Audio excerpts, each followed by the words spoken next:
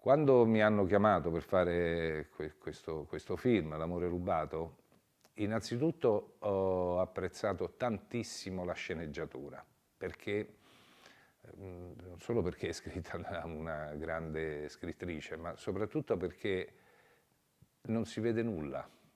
Degli atti di violenza non si vede nulla, ma si immagina tutto ed è ancora più forte come arriva allo spettatore questa violenza, che però non si vede, la si capisce attraverso delle frasi, degli atteggiamenti, insomma si intuisce poi purtroppo dove va a finire. Nel mio episodio l'argomento è quel tipo di violenza che avviene sul mondo del lavoro e c'è una scena che mi ha veramente colpito moltissimo, che non è quella della violenza proprio, ma al contrario è quando lui cerca, l'uomo, una specie di, neanche perdono, anzi, di complicità addirittura, proponendo a questa ragazza dei regali, proponendole quasi